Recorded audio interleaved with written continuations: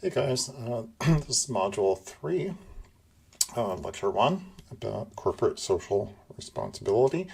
Last time we talked about the question of whether the market can be thought of as a problem, whether it can be thought of as a solution. And today we're, in a sense, going to continue that conversation, talking specifically about the idea of corporate social responsibility, which is basically the idea that businesses, not the market, sort of in the abstract or in the aggregate, but individual businesses, whether businesses can be thought of as contributing to solutions instead of creating problems. Unfortunately, we're all too aware that many businesses create environmental problems through their production practices, their disposal practices, pollution, and so on. And so a question that you might ask is, can businesses, in a sense, literally clean up their act? And I think the answer is yes and no. And so I think it's worth exploring that question, because I do think there are different ways you can look at that question. Okay, so the question that I want to explore this week, really, is whether profit-driven capitalist businesses can be thought of as a root cause of environmental problems, or, again, conversely, whether those businesses might be solutions. And one way of thinking about it is, well, why, you might ask the question, why would businesses even want to, clean up their act? Why would they want to reduce their natural resource consumption? Why would they want to reduce pollution? And the answer that's sometimes given is, well, businesses consist of people, and people have moral, beliefs that they're obligated to do certain things and not do certain things, and so on. This is from an article by two business professors from the Harvard Business School, and so they listed some of what are sometimes thought of as the reasons why businesses might want to sort of do their thing for the environment. Another answer is, well, by being more sustainable, they can lower costs. It just makes sense to be more cost efficient in terms of using fewer resources, polluting less, and so on. That's good business practice, not just sort of a moral obligation, but also can, improve the bottom line. And some businesses talk about the so-called triple bottom line, the business itself, but also social benefits. And so another reason that businesses might choose to, in a sense, do what's good for society and for the environment is recognition, in a sense, that businesses operate at the will of society. And this is something that we sometimes forget. Businesses actually have legal standing in the eyes of courts and so on. They're allowed to operate. They get business licenses and corporate charters and so on. And the reason that they exist at all is to do something good for the business owners, but for society as well. And that might be, back, when things like the corporate charter were sort of new legal concepts. That was things like, a business is going to build a bridge that makes society better off, and they might make money, but they also make society better off by providing access. People can cross the river without getting in a boat and potentially getting, falling out of the boat and so on. So there are all kinds of reasons why you might want businesses to be providing these things that are good for society. And businesses recognize that they have, in a sense, they want to maintain the goodwill of society. So that's one reason, our reputation for consumers, for prospective employees. A lot of employees look for companies that are trying to be more socially and environmentally responsible. But the question I think that we have to ask, unfortunately, is despite all of those things, how often do businesses really do these things? And unfortunately, there's a tendency for what's known as greenwashing. Imagine most of you, or at least some of you, are familiar with that term. And it's the idea that companies may, in a sense, invest in developing public perceptions that they're doing good for society, but the reality is something completely different.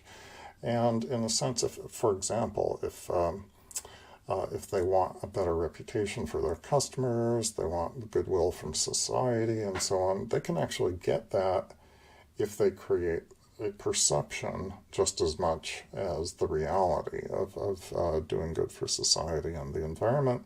So why do something that's more difficult and expensive, that is actually change your industrial processes and so on, your sourcing of energy and disposal of waste and so on? Why do the hard stuff if you can do the easy stuff? The rhetoric, the corporate PR and so on.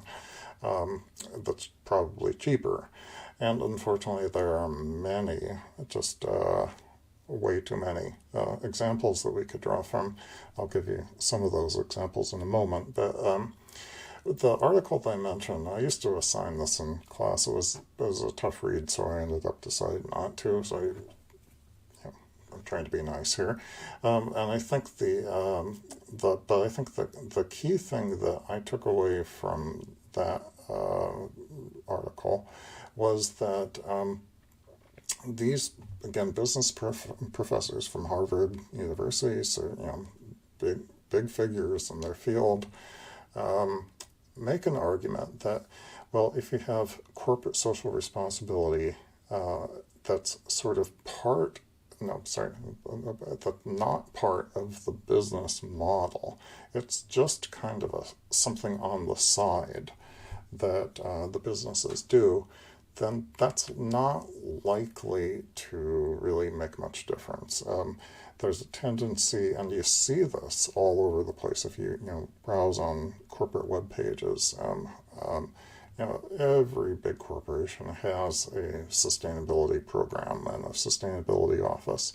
And often in sort of real life, the sustainability office is like, down in the basement or down on the next street or something, is sort of a separate thing physically, but also in a sense in terms of the business model, the sort of business ethos of the company and so on. It's not really sort of central to what they do. It's just kind of a side thing, and it costs them some money and time and things.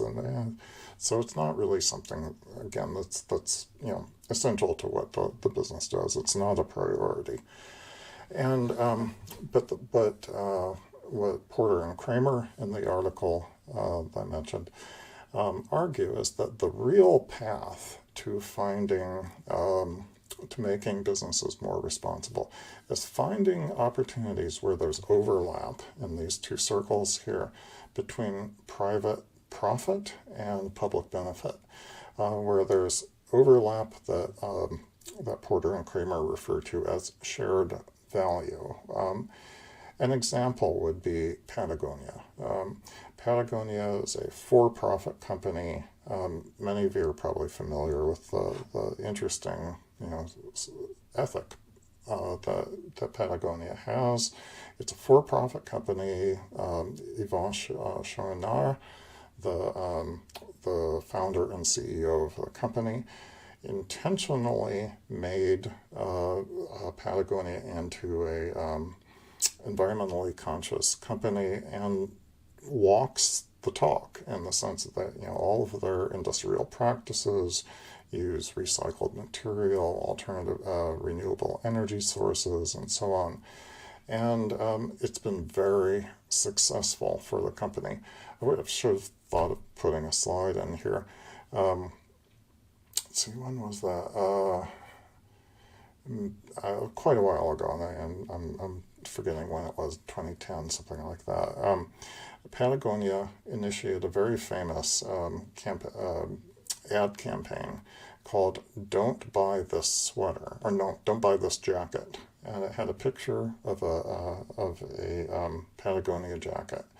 And the ad was, "Don't buy this jacket." And specifically what the company was doing was saying that you shouldn't buy stuff on Black Friday, which had become kind of a unofficial holiday of sort of like consumer excess. Go out and buy all kinds of junk. Stuff the day after Thanksgiving. And Patagonia and its CEO found that kind of objectionable, so they created this ad campaign called "Don't Buy This Jacket." What happened, ironically enough, was that people saw that ad campaign and then went and bought Patagonia jackets, a lot of them. So the sales of Patagonia went up dramatically because of that ad campaign. But what Patagonia discovered and really made core to its business mission was that having that ethos connects to a lot of consumers, and that consumers can often see through the greenwash, and they want to make a difference in their buying practices that's real, and they've rewarded Patagonia richly for that. Patagonia is, again, quite a valuable company. Another example is Tesla making electric cars. By the way, I sort of say this with a little bit of hesitance because Tesla's rather flamboyant CEO is problematic in my view in a whole bunch of ways. Maybe some of you are familiar with him, and maybe some of you agree with that statement. But the company, Tesla, which was not founded by that person I just mentioned, he did invest in it very early and made a lot of money off of it. Tesla built a very successful business around the idea of a non-fossil fuel driven vehicle, and as we know, it's been very successful with that. And this is doing a lot of good in the world. And one of the things, by the way, for you guys, the Gen Z folks, I'm assuming most of you are, there's actually been a very active and unfortunately effective smear campaign against electric vehicles by fossil fuel companies, by automakers who are invested in internal combustion engines, mainly by the fossil fuel companies, though, to make electric vehicles look bad. And there's emerged this sort of conversation or a narrative about how electric vehicles are actually worse for the environment than conventional vehicles, and that is not true. There's been abundant research on this question, and the answer is that electric vehicles are so much more efficient. If you think about a conventional car, creates an enormous amount of heat. It's actually incredibly inefficient. About 90% of the potential energy in a gallon of gasoline just goes to wasted heat. Whereas electric cars are just way more inherently energy efficient. And so even if the vehicle is burning electricity that's produced by a coal-burning electric generating plant, that electric vehicle is still more environmentally friendly. Now, the difference is that, I won't bore you with all the details, but the difference is that there is a lot of environmental impact of electric vehicles upfront for making the batteries, but after about 13,000 miles, and in some cases a lot less, then the car becomes net better off in terms of its life cycle for the environment, and by a lot, actually. And so if you calculate the whole sort of lifespan, life cycle impact of electric vehicles, they're actually way better for the environment. And so a company like Tesla that's done a lot to mainstream electric vehicles is actually doing something really important. And I have to say, one of the funny, interesting things about the CEO of Tesla is that that individual has also made, because of his political viewpoints, has also made electric vehicles, in a sense, not a culture wars issue in the same way that,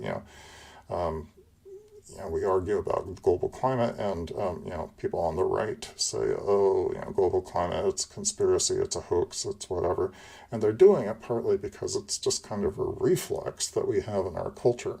Now, well, if the other guys like this, then we must be against it because we're against whatever it is that they're for, which is just a very frustrating, dumb way to make choices, important choices like whether to save the planet or not.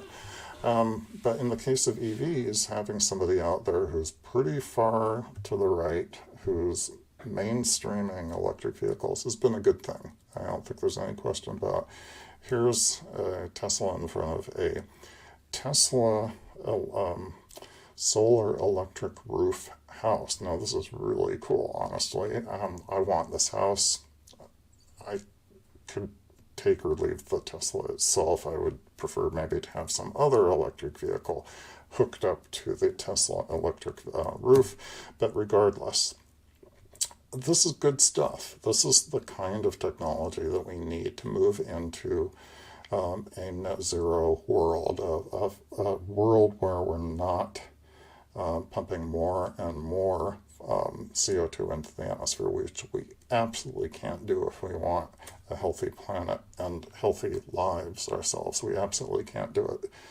And here's Tesla's mission statement. Tesla's mission is to accelerate the world's transition to sustainable energy. Tesla was founded in 2003 by a group of engineers, not including the current CEO, who wanted to prove that people didn't need to compromise to drive electric, and that electric vehicles can be better, quicker, and more fun to drive than gasoline cars.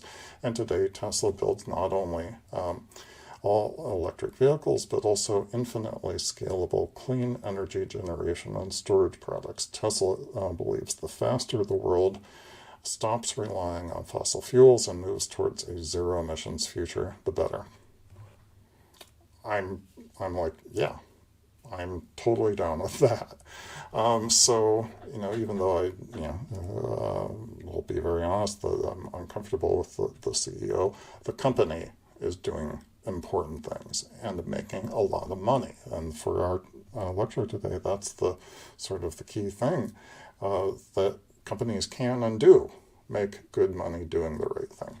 Here's another example. This is a little bit older example. I wouldn't expect most of you to be familiar with Ray Anderson here, but he articulates a vision of why business can do better for the planet while doing well for itself, that I think every business leader should emulate. So his company is called Interface Carpets, based in Georgia, and they're the world's largest carpet tile manufacturer. That is, for like industrial office spaces,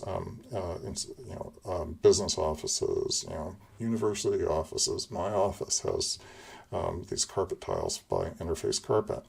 And in 1994, Ray Anderson got questions from his staff and from his customers saying, what are you doing for sustainability? And he said, I've never really thought about it.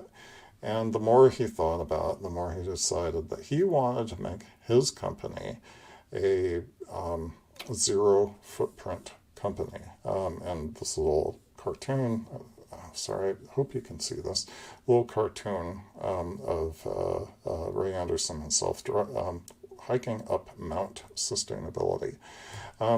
And lots of people said, Ray, you're crazy. What do you think you're doing? And he specifically said, well, just be aspirational, be ambitious. Don't aim for the easy things. Don't make incremental goals. Set big goals, and if you set those big goals, you can achieve them. And that really just in many cases, all that really requires is a change of mindset by business leaders.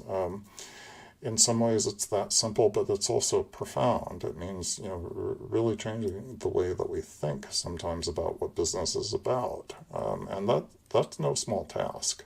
I wanted to, including things like rethinking the whole question of waste in industrial processes, thinking in a sense, sort of borrowing from ecological principles.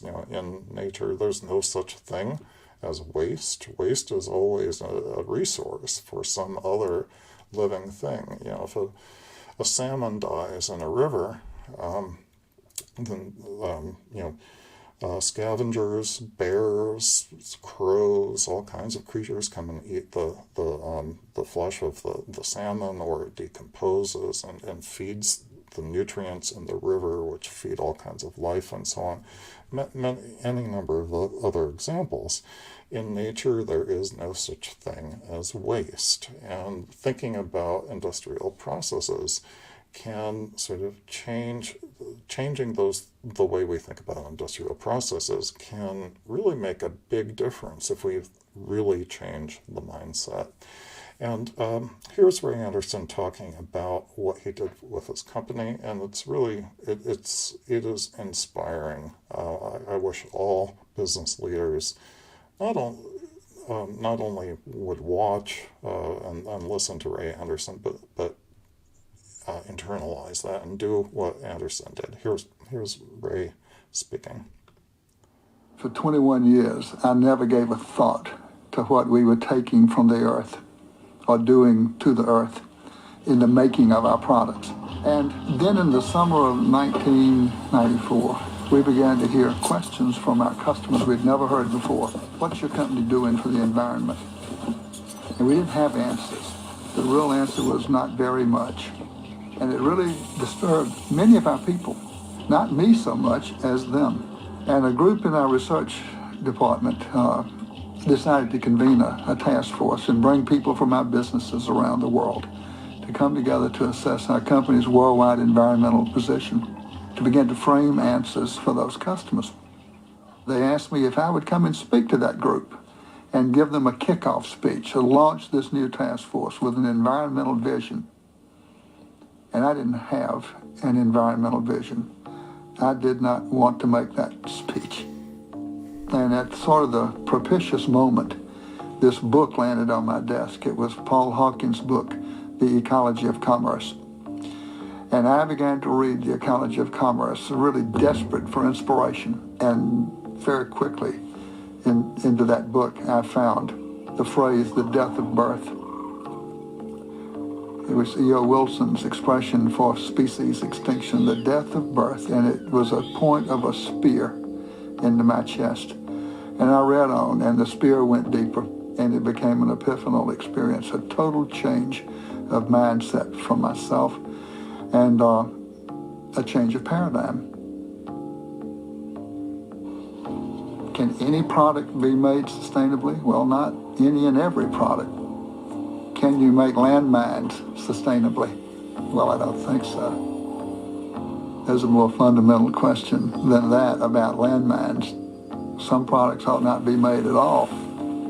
Unless we can make carpets sustainably, perhaps we don't have a place in a sustainable world, but neither does anybody else making products unsustainably.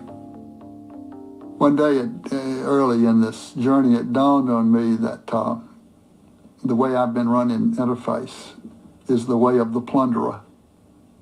Plundering something that's not mine, something that belongs to every creature on earth. And I said to myself, my goodness, the day must come when this is illegal. that when plundering is not allowed, I mean, it must come. So I said to myself, my goodness, someday people like me will end up in jail. When I think of what could be, I visualize an organization of people committed to a purpose. And the purpose is doing no harm. I see a company that has severed the umbilical cord to Earth for its raw materials, taking raw materials that have already been extracted and using them over and over again, driving that process with renewable energy. It is our plan, it remains our plan to climb Mount Sustainability, that mountain that's higher than Everest, infinitely higher than Everest, far more difficult to scale. That point at the top symbolizing zero footprint.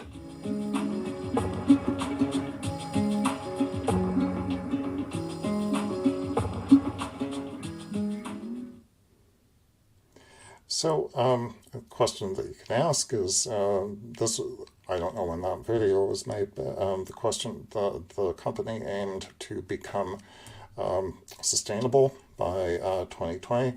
Well, this is their 2020 business report, and it reported that since 1996, the company became 89% dependent on using renewable energy.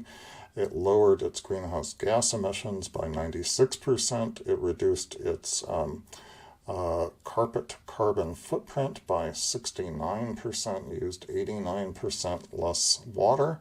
And in the US and the European Union, it ran its business 99% on renewable energy and reduced its landfill waste by 92% and reduced energy use overall by 46%. So did Ray Anderson and his company get all the way to the top of Mount Sustainability? Not quite, but they got a really long way. A lot was achieved. And if every company did what Interface Carpets did, that would be the scale of change that scientists are talking about now. We need to achieve to become, to assure the stability of the climate into the future. So this is actually gigantic good news in a sense. That it can be done technologically, and that a for-profit company like Interface did it. So, are there businesses out there that are showing it's possible? Absolutely. And one of the things that Ray Anderson said, which I think is very profound, in some ways it seems sort of obvious, but it's actually quite profound, is that if it exists, and that's in this case truly sustainable business, if it exists, it must be possible, right? And it goes on to say, if a petrochemical intensive company like ours, Interface Carpet, can do it, then any company can do it. Now, the first part of that, if it exists, it must be possible, is very important. We have enough examples out there to know that sustainable business is possible. The second part, unfortunately, I have to maybe part ways a little bit with Ray Anderson here and say it may be possible for any company, but clearly not every company is doing it. And the question I think one obviously needs to ask then is, why not? If Ray Anderson and Interface Carpets and Patagonia and Tesla and so on can run a very profitable business doing promoting sustainability, why doesn't everybody do it? That's a good question. I wanted to give you one other example. This is a really lovely example, and I hope there's an optional video on the homework page that I hope you'll take a look at. It's not required, but it looks at the case of Taylor Guitars, owned or I think he might have sold recently, but in any case, founded and run by Bob Taylor in Southern California. And Taylor realized that the company had a problem. The company was producing high-end acoustic guitars primarily out of rare, in many cases, rare tropical hardwoods, including ebony. And ebony in particular is very scarce, but also very important for the instruments. The fingerboards on the guitars, ebony is, there really isn't a good substitute out there for ebony, maybe rosewood, but in any case, ebony is the preferred wood for sure. And Taylor asked the question, how can I make ebony more sustainable? Because it grows really slowly, and it gets harvested, and you can't just grow it back overnight. And what he did was he looked into the sourcing of ebony, and he found out that in practice what happens in ebony largely comes from Africa, predominantly from West Africa and Cameroon. And what Taylor found was that because of market preferences for the jet black ebony, that people who actually cut down the trees, the lumberjacks in Africa, who are actually cutting down the trees, will cut down 10 ebony trees, and 9 of them will have imperfections in the color, or what the market considers imperfections, not pure black with streaks of gray and yellow and brown and so on through it, and so they would just throw away the trees. And Taylor went, that's crazy. We can just use those ebony trees and say, look, I'm the CEO of the company. I think this is beautiful. We're going to market it. And he did. And it turns out lots of people agreed with him. It's beautiful, right? And so in a sense, simply by changing mindset and saying, actually, I'm a market leader, I'm going to say, let's use ebony that's not, jet black all the way through. There's nothing wrong with it in terms of physical qualities. It's just a cultural preference. And I can change that. And instantly, the supply of ebony, in a sense, multiplied by 10, meaning you can harvest only one tree. And in other words, you reduce the demand on ebony trees by 90% just by changing mindset. It's really a lovely example. Take a look at the video if you want. Unfortunately, here's where I have to, again, sort of depart from Ray Anderson's note of optimism. This is a different company, different guitar builder. I wanted intentionally to take a comparative example. Gibson Guitars also produces high-end guitars, largely but not exclusively electric guitars in this case, but they also use ebony for their fingerboards and also sometimes rosewood. And there was a big scandal a number of years ago, in the 2000s, I think, about Gibson Guitars actually knowingly and completely cynically imported a whole bunch of ebony and rosewood that was harvested illegally in Madagascar and Africa.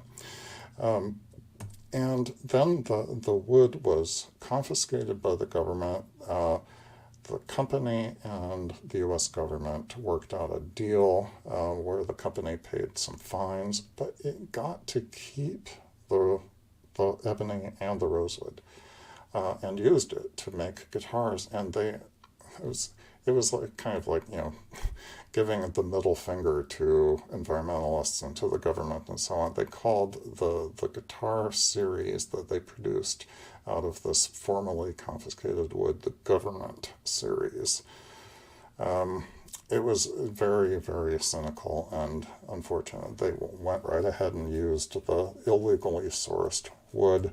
The federal government should not have allowed the company to keep the wood after all that.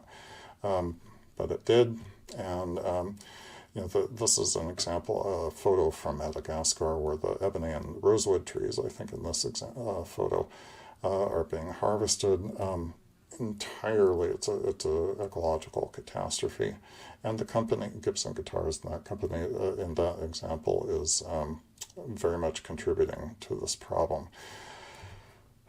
Other examples of businesses that don't do the right thing, unfortunately, are easy to find. BP, British Petroleum, in the 2000s rebranded itself with the sunflower logo and said that they're no longer British Petroleum. Now their company should be known as Beyond Petroleum. Well, unfortunately, in 2010, we saw precisely how much beyond petroleum BP actually was, with a gigantic, the world's largest accidental oil spill happened in the Gulf of Mexico. It just created ecological and economic devastation throughout the region. And basically it was because BP cut corners on safety to increase their profitability. There was nothing green about this story. Everything was the opposite of green about the story, with the exception of the corporate logo and the money that they were getting. That's not a good joke, but because it was not a funny situation. And the problem here was that the company had been known to engage in unsafe practices, and it's still doing so right now today, despite probably by this point many millions of dollars spent on corporate greenwashing. Other examples, BP continues. Now, let's see, this is BP says that their ambition is to be a net zero company by 2050. This is a very interesting maneuver by quite a few companies, not only BP, actually all of the fossil fuel companies that I know, all of the big ones that I know of anyway, have these corporate pledges to be net zero by 2050 or sometime around there. What does that actually mean? And unfortunately, it's greenwashing. I want you to watch a video that demonstrates how, in a sense, that actually works. This is a guy named Climate Adam. He has a PhD in atmospheric physics from Oxford or Cambridge, I forget, but very prestigious university and PhD. He knows what he's talking about, but he's also a YouTube blogger, and in a sense shows us the problem with the net zero rhetoric. Here you go. It's easy to get lost in the numbers when we talk about climate. Limited 2 degrees or 1.5 degrees was agreed at COP21 in 2015. But there's one number that is very easy to get your head around. 0. Net zero greenhouse gas emissions, to be precise. Net zero just means adding no greenhouse gases overall. We need to reach net zero if we want to stop global warming, and the more we want to limit it, the sooner we need to reach net zero. For our most ambitious targets, we need to reach it around the middle of the century. Simple. Well, sort of. You see, everyone from countries to companies are announcing their net zero targets. But there's a lot hiding behind this little number. And sometimes net zero can mean nothing at all. Let's start by looking at this crucial little word, net. This simply means that overall emissions have to add to zero. So there still can be some emissions, they just need to be cancelled out by absorptions, say by planting trees to suck carbon out of the air. But not all net zeros are created equal. Some are cast much wider than others, and some have much bigger loopholes to slip through. Take my own country, the UK. Last year, the UK made history by setting a net zero target for all greenhouse gases of 2050. But don't celebrate just yet. The fine print shows that the UK is happy to make others do the hard work.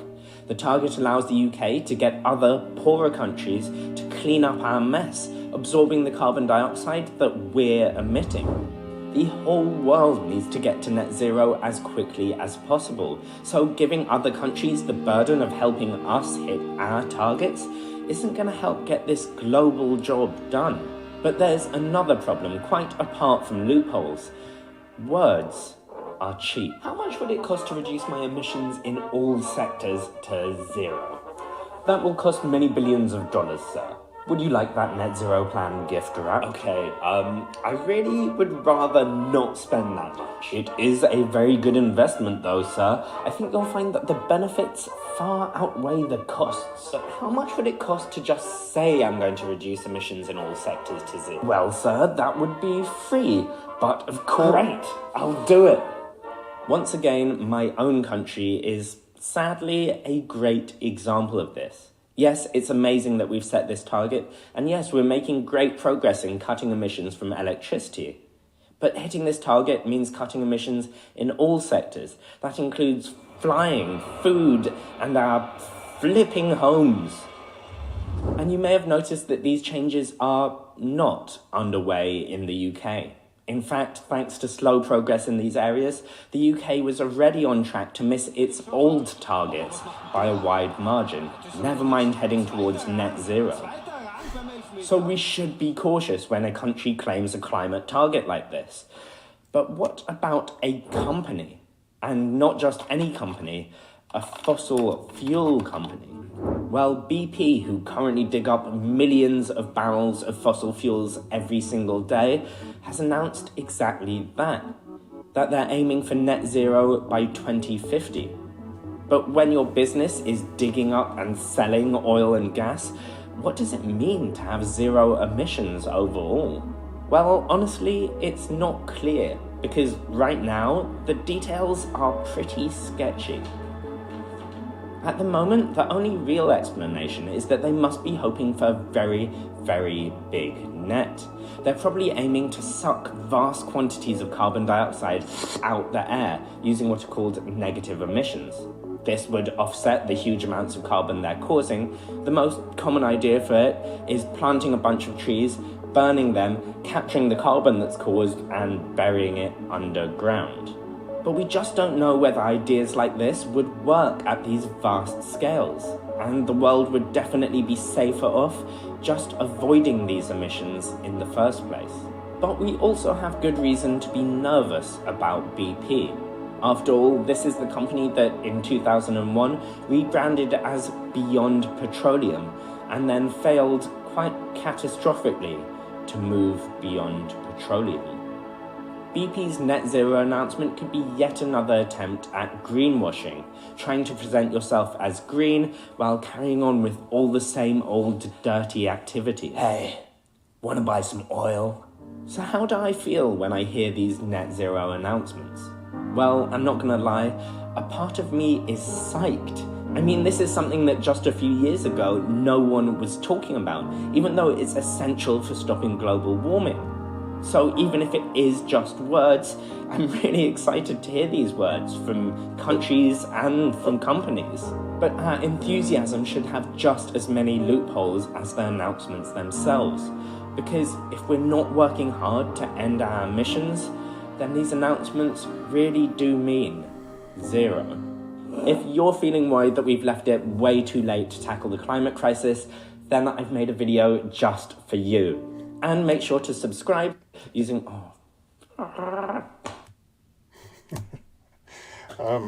Unfortunately, that story could be told in the case of Shell Oil, Chevron, Texaco, Total, any number of companies.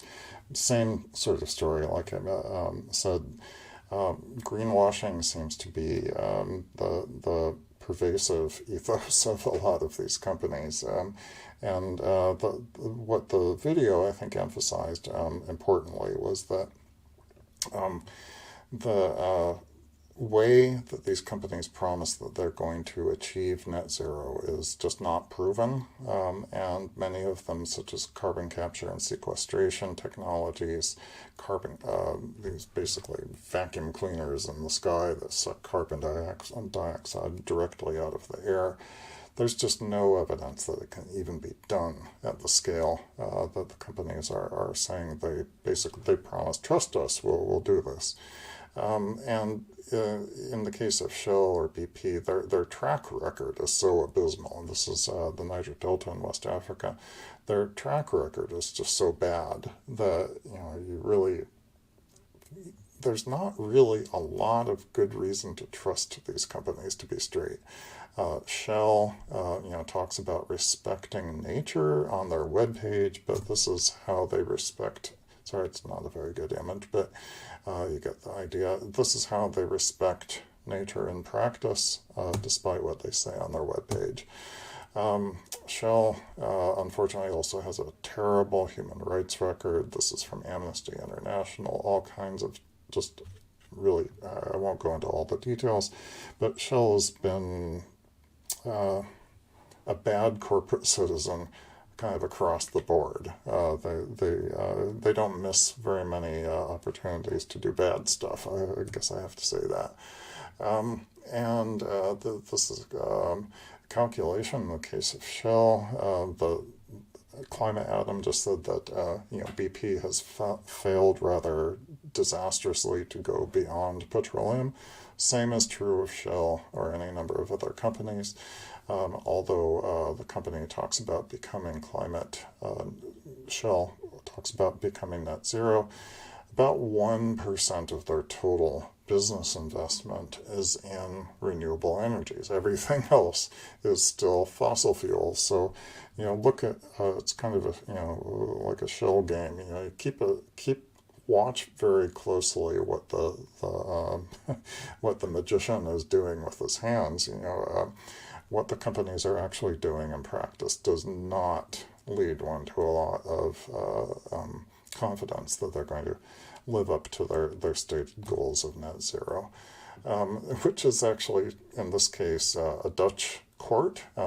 Shell is a Dutch company, Dutch-based company. I mean, they're all global, but based in Holland, and a Dutch court told Shell that they had to pull some of their ads because there were such blatant lies, frankly. Exxon, same thing. Exxon talks a lot about carbon capture and sequestration. There's, again, just no evidence to back it up. And worse, this is an important quote here by Stephen Feit, an attorney with the Climate and Energy Program at the Center for International Law, who says carbon capture and sequestration is the plan of the oil industry to keep business as usual, maintain business as usual, while claiming some kind of net zero alignment or climate action. In other words, it's kind of a shell game. It's a rhetorical, distraction to make people feel good about the oil companies, but again, there's very little evidence that it's going to work. There's so many examples, unfortunately, of companies that have done just really rotten things. 2009, a lot of you were pretty little at that time, so you may or may not remember, but Volkswagen got caught in a cheating scandal. Their diesel cars were actually engineered. They had software in them that were was actually designed to trick emissions testing equipment and make the car look a lot more environmentally friendly than it actually was. And completely intentional and cynical. The company apologized.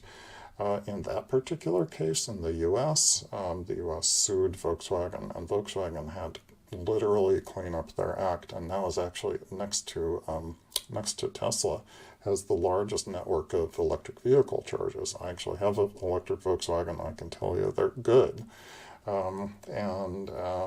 so something good came out of that, but not by the good intentions of the company. And so, the company itself, its executives are being brought into court, but nobody ever goes to jail in these sorts of scandals. At worst, the company has to pay a fine, and that's about where it ends. So the question remains, I think, is there accountability? Is there any reason for us to believe that most companies are going to live up to their stated environmental goals? Well, I think this comes back to this question of shared value that we talked about earlier. Are there ways that companies can be encouraged to invest in that shared value space where they're making money, like Tesla, like Patagonia, interface carpets, plenty of other examples. Can more companies be encouraged to invest in markets and products that benefit society, even while the company itself is making plenty of money? And I think, first of all, you have to rule out the possibility that companies are just going to do this out of the goodness of their heart. There's no evidence of that happening. Even somebody like Ray Anderson, he couldn't have continued to run his company if the company was losing money. His employees, his family probably would have sued him or whatever. He couldn't have done it. The reason he was able to do it, transition to a more sustainable company, was because he was able to make money doing it, right? So let's rule out the greenwash about how we're just going to do this from the goodness of our hearts and focus on that shared value space. And keep in mind that it is possible to achieve this. If it exists, it must be possible. Can you get more companies to move into that shared value space? And in a sense, you can ask the question: why are there so few Ray Andersons or Bob Taylor of Taylor Guitars?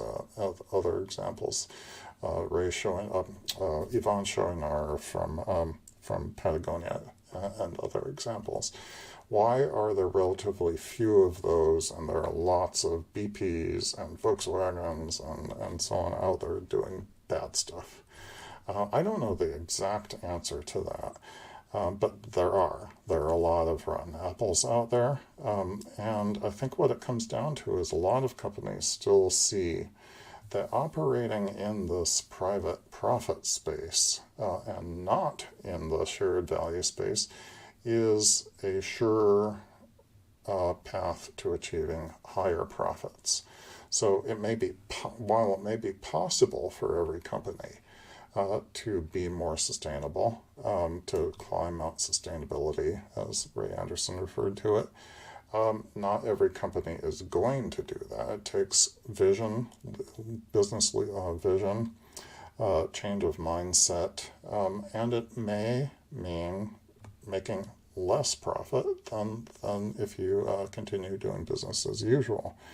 I think that's the unfortunate reality. So, what if there just isn't a shared value space in every kind of market?